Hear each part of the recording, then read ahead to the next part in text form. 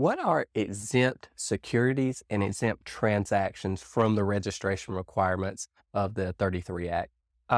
These are really important provisions for certain types of companies, particularly startups or growing companies that are going through issuances of securities or sales of securities to the public, but are not large enough and are not in a position to go through the detailed registration requirements of the SEC. There are two broad statutory exemptions, Section 3 and Section 4 of the 33 Act. Most notably, Section 4 of the 33 Act allows for something called a private offering. And what that allows for is it determines that a certain types of issuances, generally it's above a certain dollar value to a limited number of subscribers to the issuance, then this is not the type of security that should be required to register with the SEC. So the securities may be sold without registration within the parameters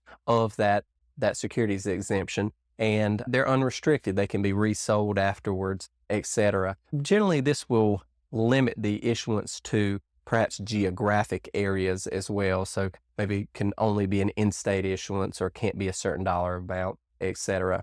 Now, an exempt transaction is a limited exemption. The security itself is not exempted from regulation. Rather, just for that individual instance, as long as the issuance meets the parameters laid out by the SEC, then it's not required to be registered. Okay, generally it's below a certain dollar amount, which in most cases is $5 million or less, but there's a couple of different rule-based and then a couple of statutory-based exemptions that have different amounts. And generally it's going to involve either sophisticated or what we call accredited investors. And that's a certain revenue every year or a certain total asset value outside of a personal residence of the purchaser of the securities. So if it fits within those parameters, again, it's an exempt transaction. Now, the problem with the exempt transaction is the securities themselves are not exempt from a registration. So if the securities are